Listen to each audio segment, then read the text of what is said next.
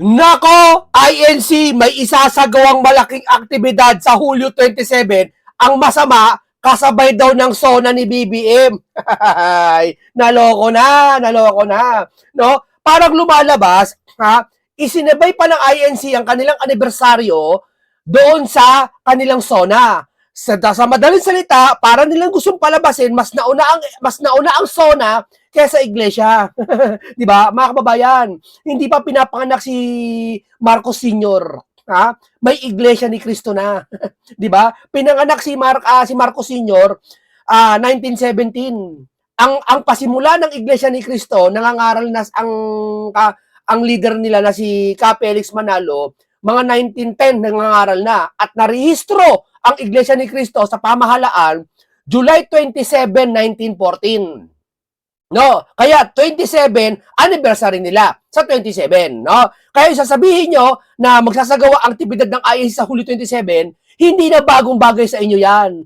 Alam nyo 'yan. Alam nyo yan na may anniversary ang iglesia. Alam nyo may aktibidad. Minsan sa Philippine Arena sila, nagsasama-sama sila. Minsan sa kanya-kanya silang mga lokal nila, gumagawa ng tinatawag na socializing o may pagtitipon sila ng mga prayer meeting o kaya meron silang tinatawag na Thanksgiving, no? Maraming aktibidad yan, iba-iba, no? Kaya nung sasabihin nyo sa gantong siguro hindi niya alam, pero malabong di alam no? Sa lahat ng ibang mainstream media, ito sinasabi, isasabay daw. INC may isasagawa aktibidad sa Hulyo 27. Kasabay ng SONA ni BBM. Wow! Mali, baliktad.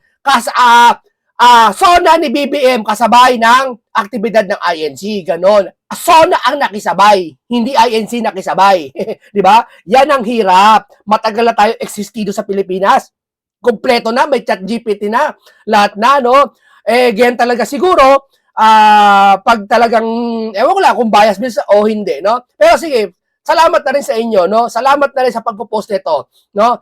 Pero, sabi dito, kinumpirma ng Philippine National Police na magsasagawa aktibidad ng Iglesia ni Cristo sa Hulyo 27. Siyempre, kahit kumpirmay mo talaga yan, meron naman talaga aktibidad sa 27 kasi anniversary yan, Kayo nga mag-asawa, pag anniversary nyo, kung may pera kayong konti, pupunta kayo sa restaurant, kakain kayo ng pamilya nyo Anniversary nyo, asawa mo yun, Siyempre, ito pa kaya, kabuuan, di ba? Ito ay kasabay ng kanilang State of the Nation. Wow! Ayon sa PNP Chief Jose Melancio Nartates Jr., nakikipag-ugnayan na sa pulisya sa pamunuan ng INC upang matiyak na maayos at ligtas ang pagdaraos ng kanilang ika-12th anibersaryo na nasabing dadalawa ng libo-libo hanggang daang libong miyembro. No? Eto kasi, pag nalaman kasi nila may pagkilos ang Iglesia ni Cristo, natataranta sila. No? Akala kasi nila, konti anya yan rally nila Yung konti sa EDSA, sinadya lang yun. No? Yung mga pangungunti-unti nakita yung rally, sadya lang yun. Di ba? Hindi kasi panawagan para sa lahat yun. Mga magkakatabing lang yun, malalapit na lokal lang yun. No? Hindi na para yung iba, para pumunta pa, no? Yun naman ay pang call up lang din sa gobyerno yon, no? Hindi na para dumaan pa sa maraming tao pa, no? Ngayon, dito mo makikita talaga na natataranta lahat sila. Pati palasyo natataranta. Dito to lang. Tapos, iusigin nila INC, wala naman nagawa sa ano yan Wala nagagawa rally nila, walang kwenta Hindi, napakulong si Marie Marcoleta pa rin Mali ka. Di ba? Si Marcoleta, sumusunod sa batas, no? Ang ginawa ng INC, hindi sila nagrally para ipilit na wag makulong si Marcoleta. Ang sinabi nila ang katotohanan, no, kung bakit hindi dapat makulong si Marcoleta. No? Naunahin dapat lahat ng unahin. Wala namang sinabi ang INC na kaya kami nagrally para pigilan si Marcoleta makulong. Walang ganon. Yan ang hirap kasi sa inyo. 'Di ba? Ang hirap sa mga vlogger na to, no? Ang hihina ng mga kukote, no? Ako na totoo lang. Ako siguro kahit pagsama-samahin lahat sila sa isang forum o sa isang kwarto. Palagay mo ang mga BBM vlogger nasa 100, no? Ako lang mag-isa. Sa tingin ko hindi mananalo sa discussion tong mga to sa diskusyon At hindi rin mananalo sa sa katwiranan, hindi mananalo no? Papartidahan ko na sila no? Papartidahan ko na sila, wala akong hawak na cellphone. Ako lang mag-isa. Sila bahala sila, may cellphone na sila, may dictionary na sila, may Biblia na sila, ako wala akong hahawakan. Mag-isa lang ako. Papartidahan ko sila. Yun ang pinakapartida ko sa kanila. Di ba? O ngayon, eto, kinakatakutan nila. Sinasabi nila, INC Anya, konti lang yan, wala nga nagawa, napakulong si Marcoleta eh. Nakulong nga si Marcoleta eh. Di ba? Unang-una, sabi ko nga sa inyo, ang INC patuloy na nagsasalita para sa katotohanan. Ngayon, kung ayaw nyo makinig, is okay lang, nasa sa inyo yan. Pero isa lang natitiyak natin, ang INC po, kumikilos, hindi para mabigo sila, para sa ikatatagumpay nila. 'Di ba? Yan hindi nila alam eh. Hindi nila alam yan eh. Diyan nagsimula ang INC. 'Di ba? Pataon-taon nagpapaalala sa kanila ang July 27. Ang July 27 po, araw ng digmaan. Yan July 27, diyan sila nagsimula. Nagsimula sila, narehistro ang INC at talaga sumambulat ang pagmangaral niyan, araw ng digmaan. At doon sa digmaan na yon, hindi isang araw lang, matagal. At habang nakikipagdigma yung mga 1914, 1915, 1916, mga ganyan, ano nila yun, nalagpasan nila yon, yung pagsubok na yon. At nung Second World War, yung World War II, ng World War II, inusig lahat sila, pinapatigil yung pagsamba nila, lahat-lahat. No? Hindi nagtagumpay sa kanila yung mga ganung hadlang. World War II yun hindi nagtagumpay pinapasok yung mga kapilya nila ng mga Hapon, pinapatigil sa pagsambak, lahat. Pinagtutulong-tulungan sila ng gobyerno, lahat. Pero hindi napabagsak, lalong sumambulat. No? Lalo pa kaya ngayon. Diba? Kaya yung mga nangangarap dyan, pati yung isa dyan, na taga Thailand, yung akla, nasasabihin niya ako bahala sa INC. Ano yung paborito kong tirahan? INC. Papaanuhin ko, umasa ka. Yung digmaan niya na dalawa, hindi nanalo, ikaw pa kaya mag-isa lang. Papatanggal ko anya lisensya niya yung mga tax niya sa SEC para magbayad ng tax yan, para mawala ng registro INC, mawala ng INC. Nangangarap ka, yung pangarap mo malabong matupad. No, parang ganito pangarap mo, pumunta ka sa isang Baguio, makakapunta ka. Pupunta ka sa Japan, makakapunta ka, basta may pamasahe ka lang makakapunta ka Pero yung pagpapaguho mo sa INC, para mo sinabi, pupunta ka sa Sun o kaya sa ibang Milky Way. Hindi ka makakapunta sa ibang Milky Way. Diba? Napaka-imposible. Ganon ang pagitan ng sinasabi mo. Na sinasabi mo papabagsak mo INC. Guni-guni mo lang yun. Pinakakagat ka ng mga opisyal na kausap mo. Diba? Sino ka ba? Diba? Yun lang yun. Okay. Una, nagpapabati tayo, happy anniversary ng Iglesia ni Cristo sa July 27, advance na. No? Dito talaga makikita natin na naway magtagumpay pa ko kayo sa mga ginagawa po ninyo, no? At lalo sa pamamahala ng Iglesia ni Cristo, no? Mabigyan po kayo naway ng magandang kalusugan at maayos na kaisipan at matatag at makapangyarihang namamahala sa Iglesia ni Cristo. No?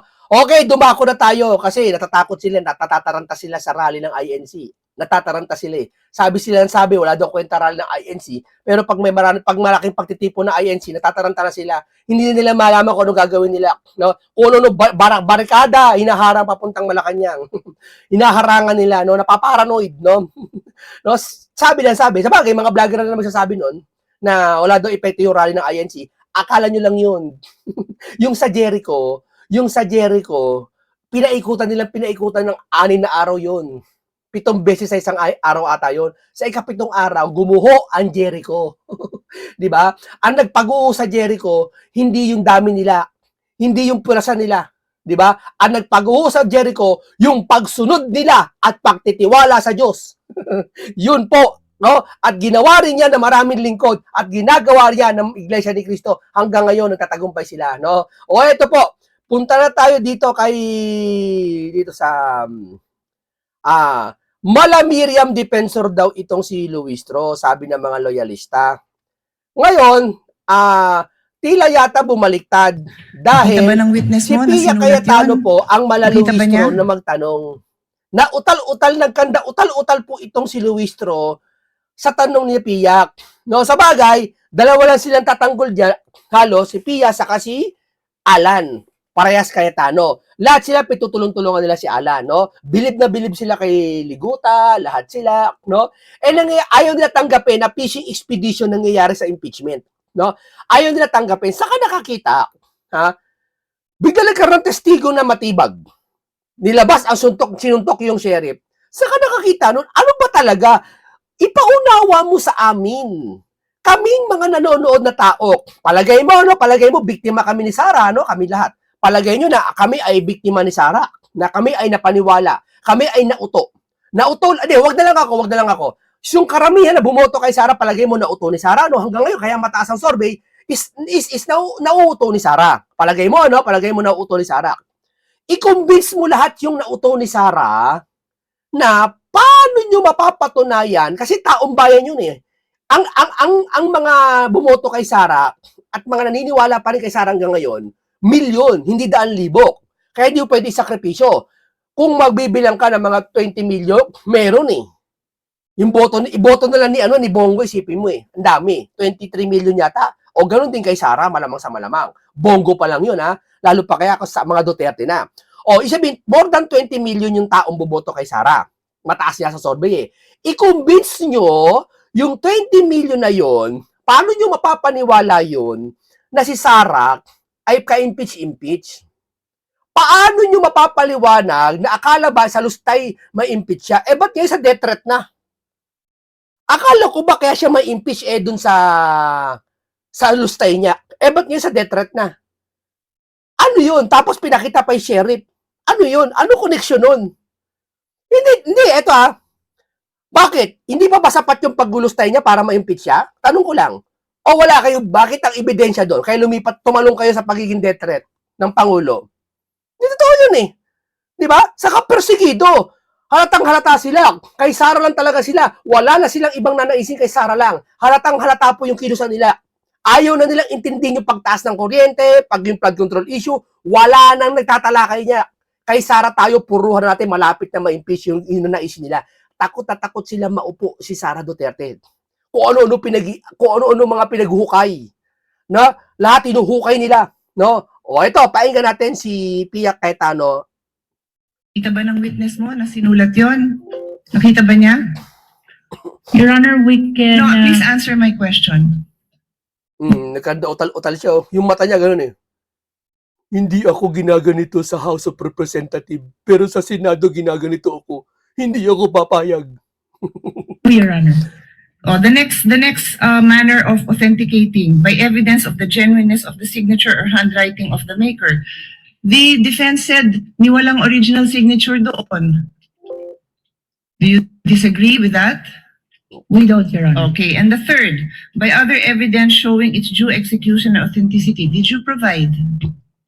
No, Your Honor. Okay, so simple lang, Mr. Presiding Officer, do your job and present the proper witness and the proper documentation to do that. Alam mo, pag nakita to ng Supreme Court, sana mangilam sila. Sana mangilam sila. Kasi, fishing expedition to eh. Ito nangyayari, ito hindi mo malaman eh. Taong bayan, nililito nila eh. Alam ba, ganito, akala ko ba si Sara sa lustay niya, i-impeach si Sara kaya kasi nang lustay ng pera? Ba't yun death threat na? Ano ba talaga? Sabay?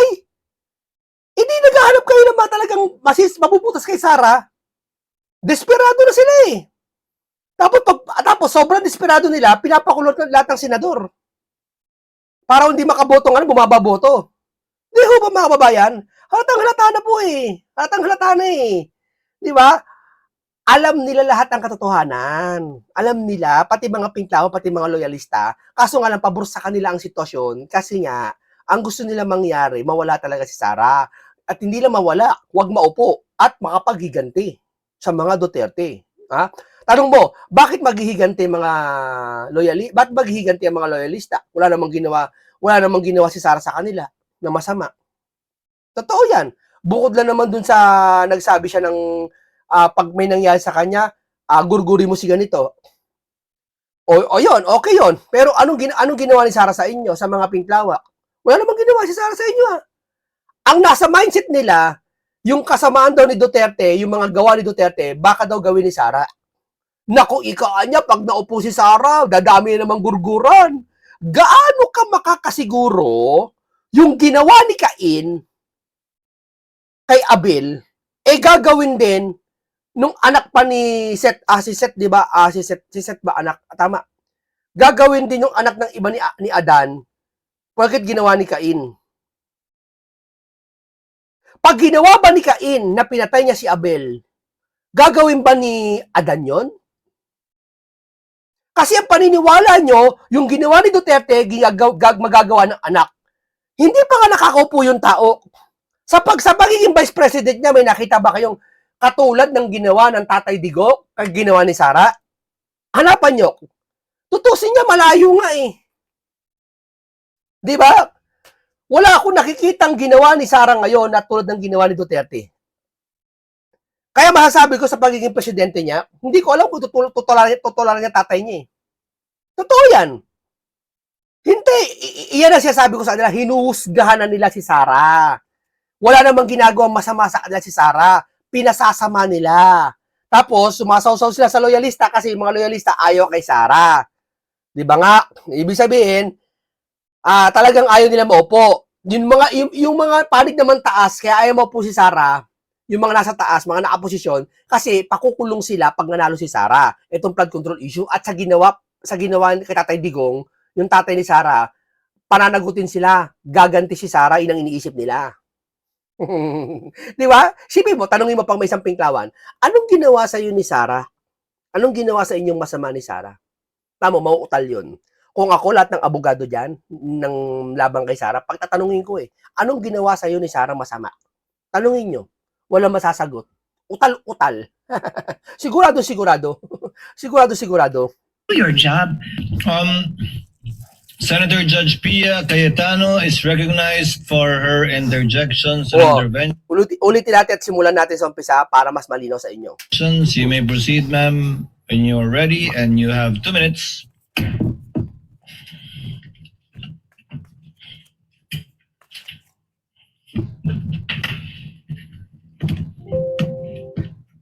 For the prosecution, Ano yung matunog? Ba't mo dumadugundong yan? Okay? witness for you, for the prosecution. With all due respect, Your Honor, the purpose of the testimony is to present what transpired during the investigation of the Special Task Force. As to whether or not what probative value it holds, it is not part actually of the decision of the prosecution, as what we are intending to do here is to present only what happened during the investigation of the NBI, Your Honor.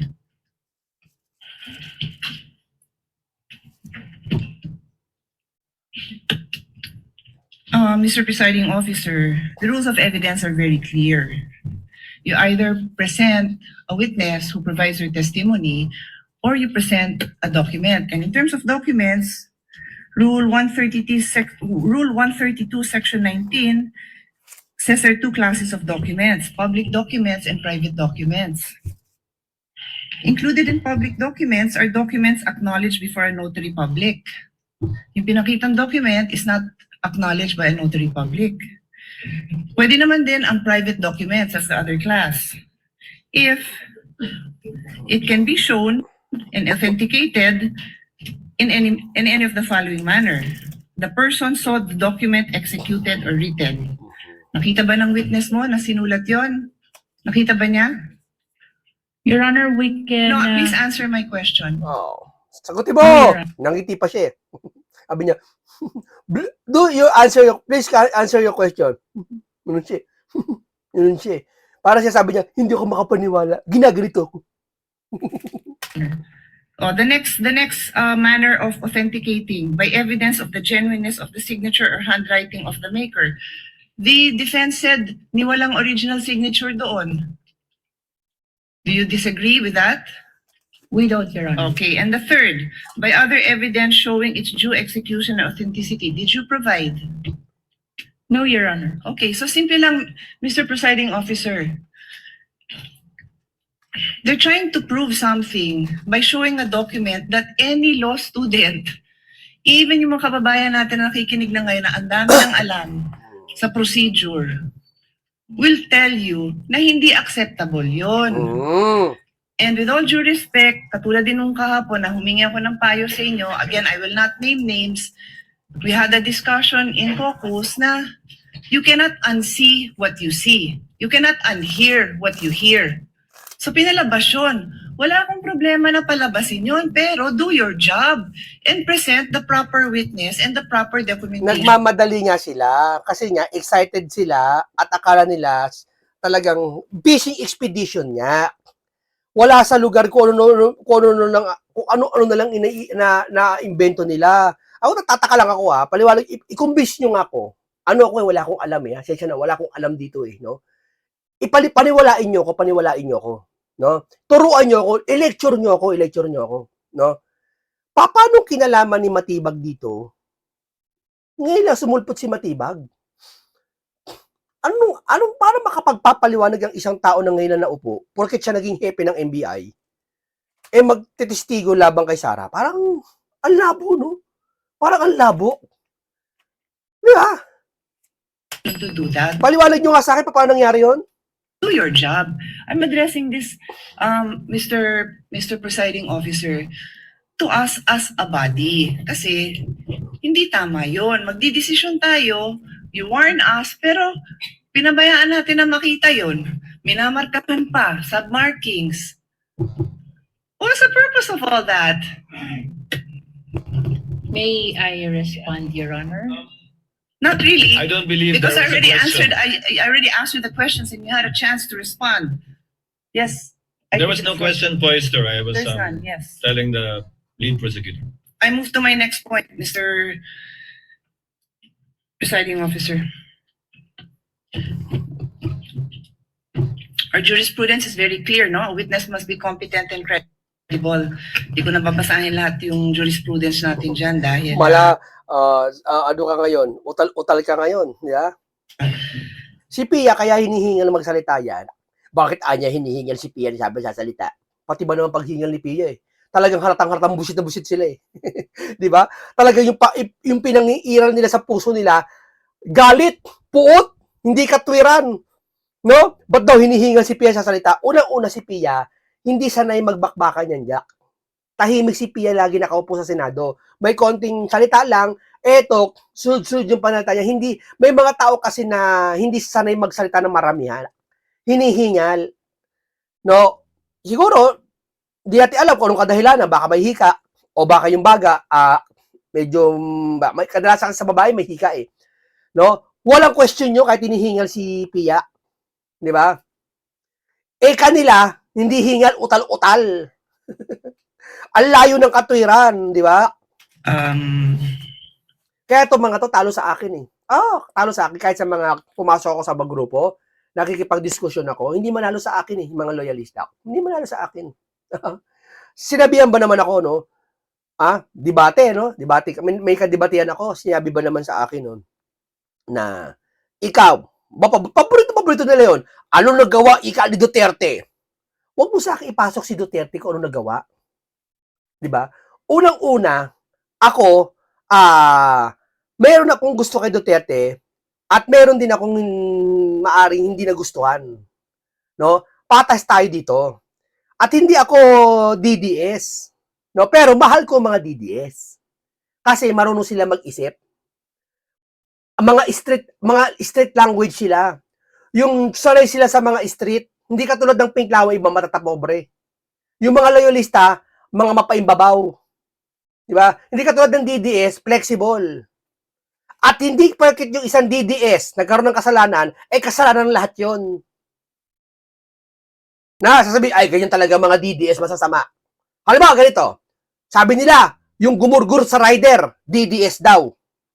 Palagay natin. Palagay natin DDS yun. Taga-suporta nito Pangulong Duterte yon. Anong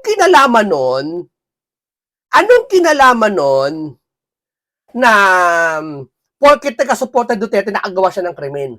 Anong kinalaman nun sa mga Duterte? Matanda na yung nakagawa ng krimen na yun. Okay sana kung bata, maintindihan mo Naturuan siya paano maging masama ugali. Pero matanda na siya Hindi na siya para maimpluwensyahan pa ng mga Duterte. At lalo na matagal na hindi nakaupo mga Duterte. Si Pangulong Duterte. Kaya malabong sabihin nila, yung palagay natin, yung rider daw, ginurgur yung rider, ginurgur ng Duterte supporter, walang kinalaman yun. Hindi ho ba? Halimbawa ba, yung isang Duterte supporter, bumoto kay Duterte, ng hostage. Sasabihin mo ba, ganyan talaga mga DDS. Lagi nila kinikredit sa mga DDS, no? No? Huwag ganon.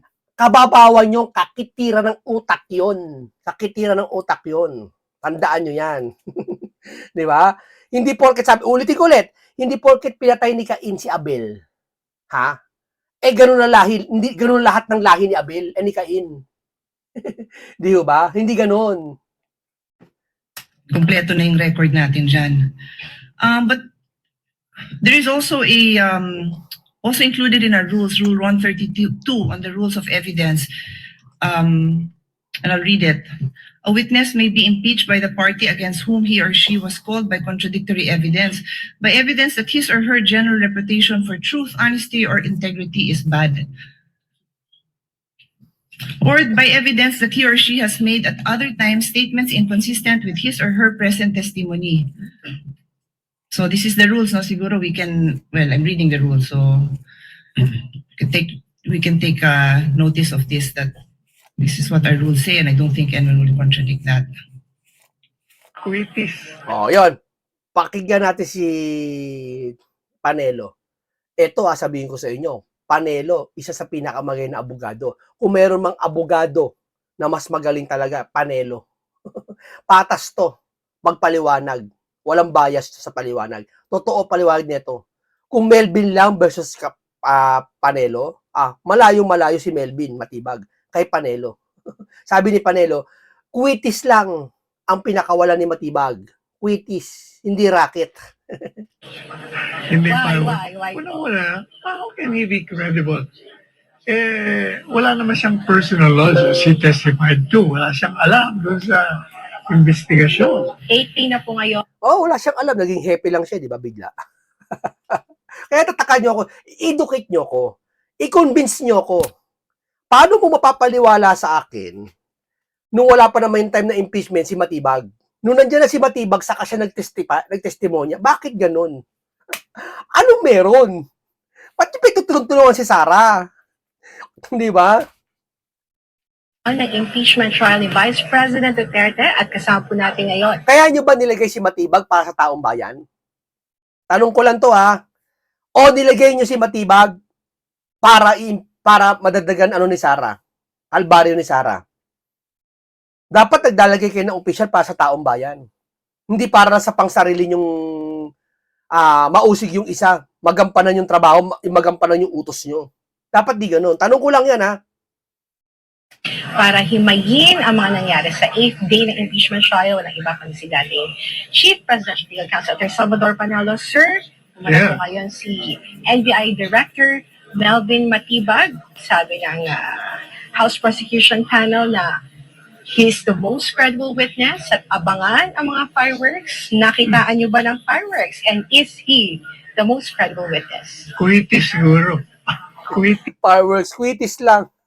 Kasi yung fireworks, malaki yun Ginagamit sa mga event yun Talagang dami Talagang pinipicture pa yun kay Melvin, kwitis lang pinakawalan.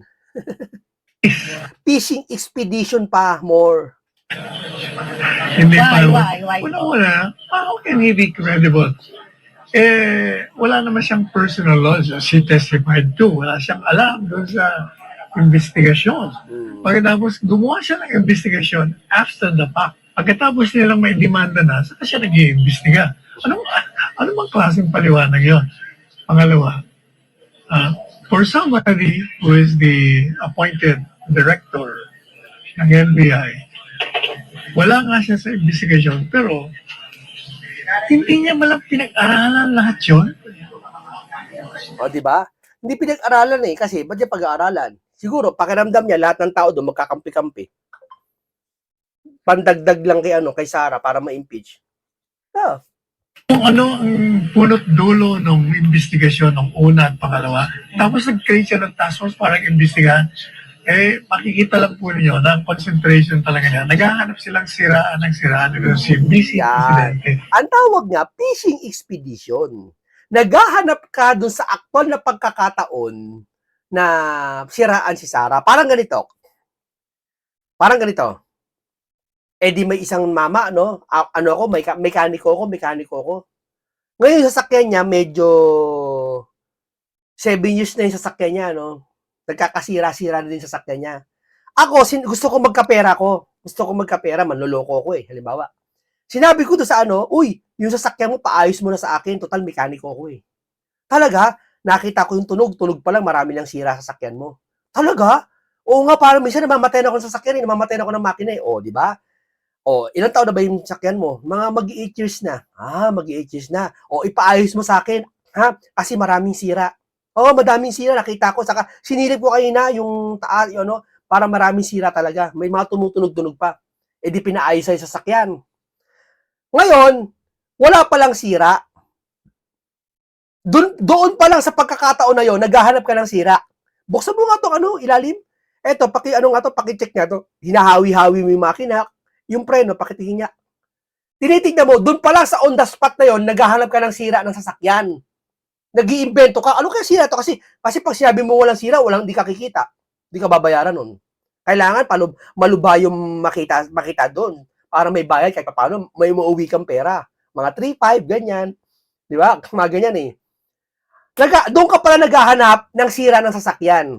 Pero sinabi mo, may sira yan. Pero napatunayan mo, wala palang sira, walang ebidensya na may sira sa sasakyan. Doon ka pala naghahanap ng sira sa pagkakataong yun. Ganon din nangyayari kay Sara. Habang nililitis, doon ka pala naghahanap ng mga ebidensya, doon ka pala naglalatag. Tapos itutugma mo, di ba niya? Death threat? Ba naman yan? Sara. Kahit sinong tao, yupo mo dyan, lahat tayo may baho, tandaan nyo. Lahat tayo may baho. Ang gagaling na, nagmumura, sinapak yung sheriff, yan ba ang pagiging vice president, sinapak ang sheriff? Sinabi yan ng minumura yung nanay niya. Sabi ng nagmumura sa nanay saka sa tatay. Ito lang. Hindi nga siya nanapak ng tao. No? Pero yung nanay niya, saka tatay niya, kumurahin niya. Silang dalawang mag-asawa. Totoo yan. Nangyayari yan. Totoo? Ha? Totoo? Kung lapastanganin niya yung nanay niya, saka tatay niya, doon dahil sa nakasama niyang babae o sa lalaki, ganun-ganun na lang. Tapos, galit siya kay Sara kasi nanapak ng sheriff. Totoo yan. Di ba? At hindi lang yan. Yung galit na galit kay Sara na napak ng sheriff, akala mo hindi siya nakapanapak. Akala mo, kung awayin mo ang kamag-anak mo eh. Libakin mo yung kamag-anak mo eh. Awayin mo eh. Di ba? Totoo hindi. Ano ibig ko sabihin? Hindi nyo ba naranasan sa buong buhay nyo yon? Na magkaroon kayo ng kaaway? Napamura kayo minsan? Nagbanta na rin kayo minsan? Nangyayari yan. Lahat tayo sa Pilipinas ganyan. Lumaki tayo, talagang may naging kaaway tayo. Parang si Sara gusto nila maging perpekto. Ang babaw, OA kayo, OA na. OA na yung ginagawa nyo kay Sara, OA na. Kulang na lang si Sara Anya, nakita namin sa parking. Dumura dun sa sahig. Tama ba maging vice president yun? Parang ganun kababaw. At kitang-kita naman sa kanyang mga pananalita na talagang wala silang nakita maliban they're depending on her statement alone. Kasi may pinupunto si Senador Alan kanina na pinunto niya na yun nung nakaraan. At doon mo makikita na talagang itong taong ito hindi lamang credible, talagang hindi mo mapapaniwala. Bakit ka mo? Ang punto ni Senador Alan ganito, doon sa statement, lumalabas doon na may tatlong mahalagang bahagi ng payag niya na bilang investigador, ano ang tingin mo? Number 1, sabi niya, di ba, meron siya sinabing massive corruption. Number 2, sabi niya na ipapapatay niya. Pero number 3, meron sinasabi, pag ako pinatay, anong tingin mo doon? Anong assessment? Anong evaluation mo doon? Alam mo, ang sagot niya lang ang tinignan ko doon yung nagkontrata siya ng assassin. In other words, hindi niya binigyan ng halaga yung pag ako pinatay, hindi niya binigyan ng halaga na kaya siya nagsalitang ganon kasi mayroon threat sa buhay niya. Hindi niya binigyan ng halaga, hindi importante sa kanya. Hindi rin importante Hindi threat para sa akin yun eh. Hindi nyo ba inalam, Melvin, ikaw MBI ka, hindi nyo ba inalam na kung paano may threat talaga sa buhay ni Sarah? Paano? At syempre, bilang karupukan mo, may threat sa'yo, although, ang pinagbintangan mo na nag-threat sa'yo, sila bongit. Ngayon, nagkondisyon ka, pag may nangyari sa akin, gurguri mo si ganto, gurguri mo si bongit. Para sa akin hindi mo lamang inalam kung sino nag-threat kay Sarah. Ang inalam mo, yung tinret ni Sarah kay BBM. Pero, yung nag-threat kay Sarah, hindi mo inalam. Maliban na lang, iniisip mo, ibento lang ni Sarah yon. Pangit, bias ka. Bias ka. Paano pala kung totoo may nag-threat kay Sarah? Para kunwari ako, may threat sa akin. At alam ko sino nag-threat sa akin, halimbawa. Mabibitiw ako salita pag ako namatay, kasi may threat sa akin, gurguri mo yan. Di ba? Paano? Parang natin mali yung ginawa ni Sarah na nag-ano siya kay Bonget. Mali yun. Pero hindi nyo lang ba inalam din? Din. Ibig sabihin, inalam din. Yung kay Sarah kung sino nag-threat sa kanya, kaya niya nasabi yun? Wala, hindi niya inalam. Wala silang pakialam. Yan ang sinasabing selective justice. Dapat titingin kayo sa parehas, imbestigahan nyo. sa kanya yung corruption. Kasi kung nag-iimbestiga ka, kaugnay sa isang kalakaran, titingnan mo lahat kung ano mga sinabi niya at i-imbestiga ang mga bawat isa yun. Yes. Para makuha mo yung katotohanan. Pero by just focusing on that particular aspect na nagkontrata, na hindi mo nga maprobahan. Tapos tingnan mo yung mga kalokohan niya, kasi daw may persons of interest. Pero nung tinatanong na siya, talagang kaya ako natatawa kanina eh. Kasi bago siya sumagot, sinasabi ko na, kung ano yung sinabi niya, sinasabi ko, ito ang sagot niya. Kasi nga, evasive siya. Hindi naman totoo na may Ando si Panelo kasi sa loob ng Senado sa Senado eh. persons of interest. Alam po nila na si Inday Sara, hindi yung totoo sinasabi niya. Yung ginawa ni Inday Sara, yun isa, nagsusumbong siya sa bayan. Sinasabi niya sa bansa, na ito po, nanganganib ang buhay ko, meron akong 3 pinaghihinalaan. Kaya pag ako napatay, bahala na kayo rito sa 3 ito.